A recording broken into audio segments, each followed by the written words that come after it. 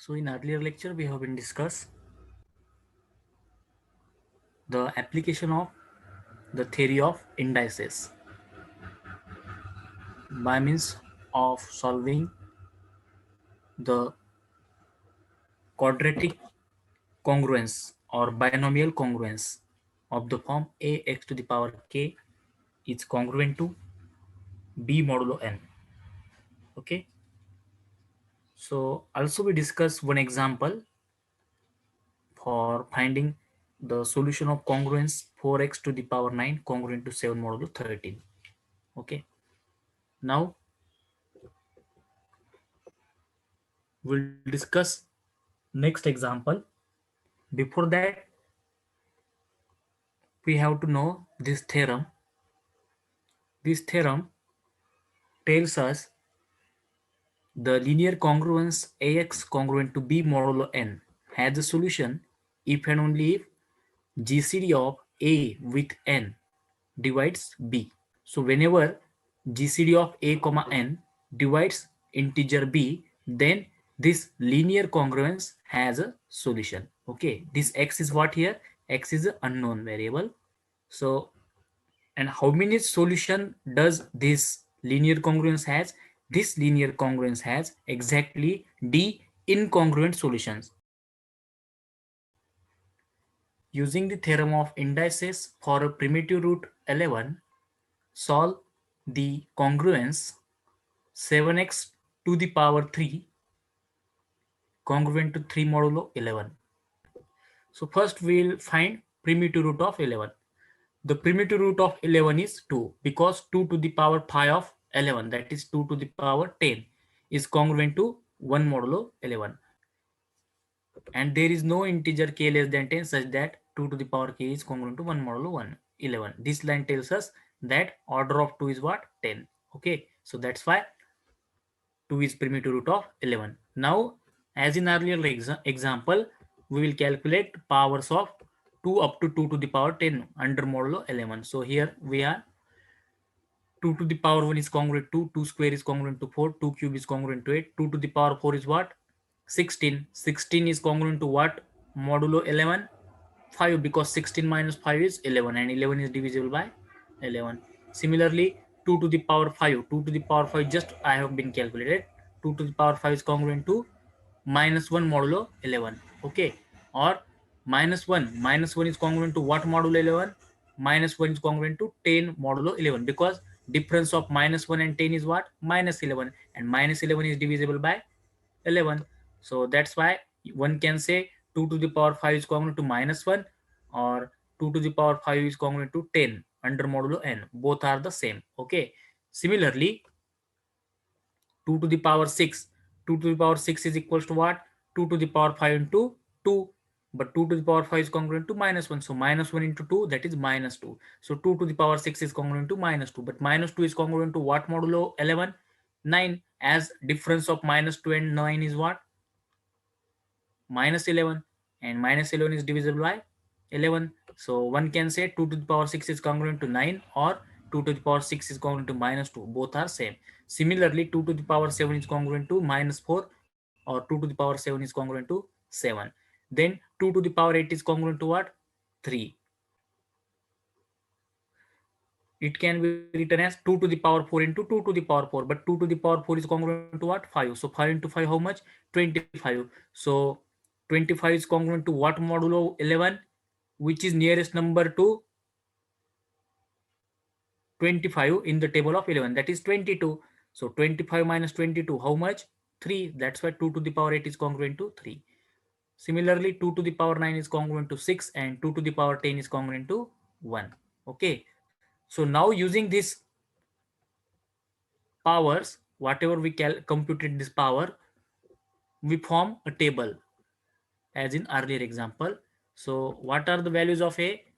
These are the values of a: 1, 2, then 3, 4, 5, 6, 7, 8, 9, 10. These are the values of 10. So 1, 2, 3, 4, 5, 6, 7, 8, 9, 10. These are values of a. Okay, and index of a. Now index of 1. What is index of 1? Here index of 1. Index of 1 is what? 10. Okay, Similarly, index of 2 is what? 1. Index of 3 is what? 8. Index of 4 is what? Where is 4? Here it is. Index of 4 is 2. Index of 5 is 4. Index of 6 is 9. Index of 7 is 7. Index of 9 is 6. Index of 10 is 5. Index of 3 is, sorry, index of, okay, over. All index are over. So here, these are the indices of respect to A. Okay.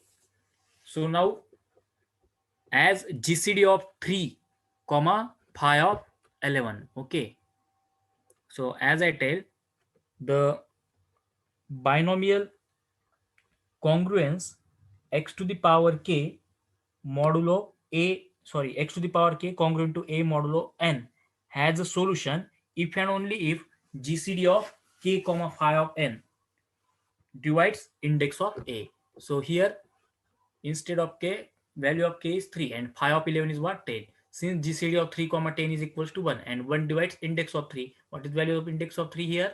Index of 3 is 8. So 1 divides 8. So the given congruence has exactly one solution, whatever the GCD. If this GCD, suppose D, divides index of a, here a, value of a is what? 3. So if index of a is divisible by D, then the binomial congruence has exactly D solution. So here it has exactly one solution, mean the congruence 7x to the power 3 congruent to 3 modulo 11 has exactly one solution. Now we'll take index on both the sides of this congruence, 7x to the power 3 congruent to 3 modulo 11. So what happened? It gives, by using theorem, it gives index of 7 plus index of x cube relative to 2 is congruent to index of 3 relative to 2 modulo 10. Okay, this implies index of 7 is what? Look at the table.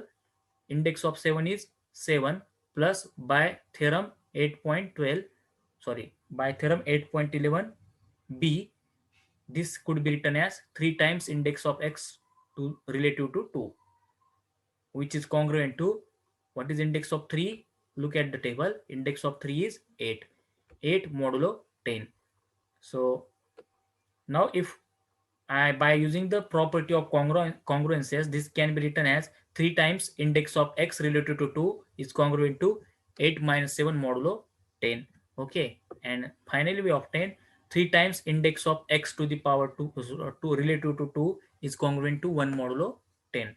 Okay, now what to do? Now this becomes linear equation. Linear equation as in theorem, as here. Okay, as in this theorem. This theorem number is what? 4.7. Ax is congruent to b modulo n. This is what? Linear congruence. Why should we say it is linear congruence? Because power of x is 1. Okay, so that's why this is a linear congruence. And linear congruence has a solution if and only if GCD of a with n should divides b. Okay, so here also this 3 times index of x. Suppose this index of x is treated as capital X. Okay, so 3 times capital X is congruent to 1 modulo 10. So this becomes a linear equation. So comparing to that theorem 4.7, as this congruent, this has a unique solution. Why? Here we just proved. Okay, this has unique solution as the congruence, as the last congruence has one solution. So from the last equation it follows that index of x relative to 2 is equal to 7. So value of this index of x is what? 7. Why? Because this congruence has unique solution. So it also, and it is also linear equation, so it also has unique solution by that theorem. Okay, so what is value of this index of x? So look at here, index of a are given here. Okay, so which is the appropriate choice for index of x? I think 7. Okay, why? Because 3 into 7 how much? 21, and 21 minus 1 is what? 20. So that's why 20 should be divisible by 10. So that's why index of x must be 7. Okay, so as the congruence has one solution, so from the last equation it follows that index of x related to 2 is equal to 7. Full stop. from the table of indices. So as index of x is equals to 7, but we have to find out exact value of x. Okay, so look at here, index of x is what? 7. So for what value of a it is 7? So for a is equals to 7, index of a is 7. Okay, so that's why here what is possible value of x? So x is equals to 7. Theorem 8.12.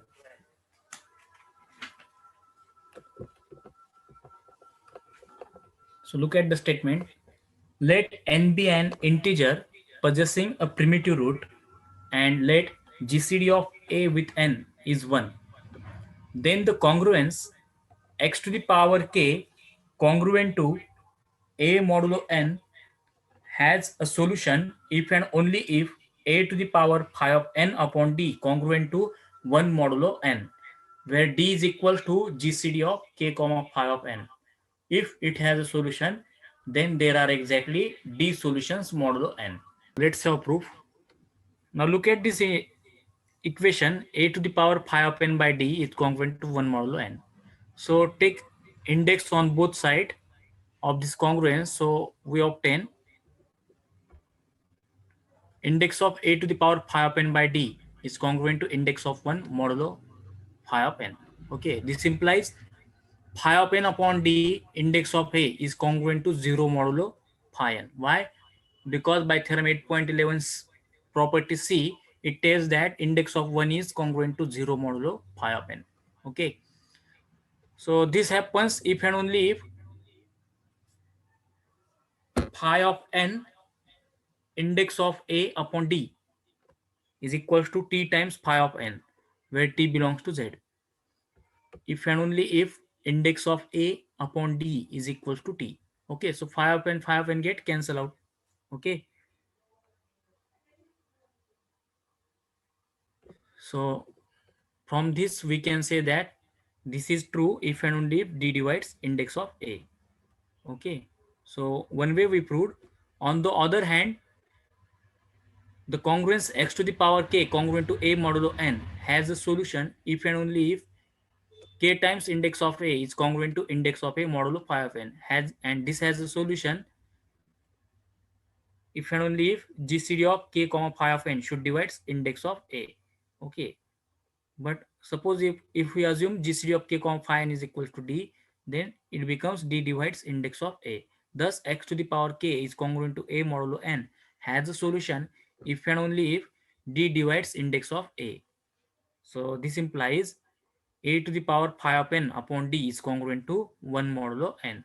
Okay, just we are going reverse way. Okay, so this completes the proof. So you can note down this also. Okay, let p be a prime and GCD of a comma p equals to 1.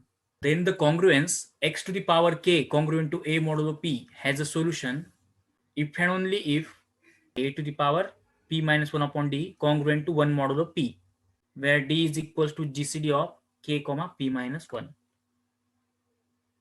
Look at this statement. Suppose for any prime p, if GCD of integer a with p is 1, means a and p are co-prime or relatively prime, then the congruence, this is binomial congruence, x to the power k is congruent to a modulo p. This has a solution if and only if a to the power p minus 1 upon d is congruent to 1 modulo p. So whenever a to the power p minus 1 upon d is congruent to 1 modulo p, where d is what? GCD of k comma p minus 1, then we say that this binomial congruence has a solution. Okay, so its proof is simple as whatever we proved in theorem. Okay, so here I will skip the proof of corollary. Okay, also in book there is no comments on proof. Okay, in book. So let's have one example. Consider the congruence x cube congruent to 4 modulo 13. Okay, x cube is congruent to 4 modulo 13. Now suppose if one wish to find whether this congruence has a solution or not. Suppose in exam you have a question. Suppose if I ask a question, x cube is congruent to 4 modulo 13, then it has, and options are a solution, B, no solution, C, three solution, or D, none of these. Okay.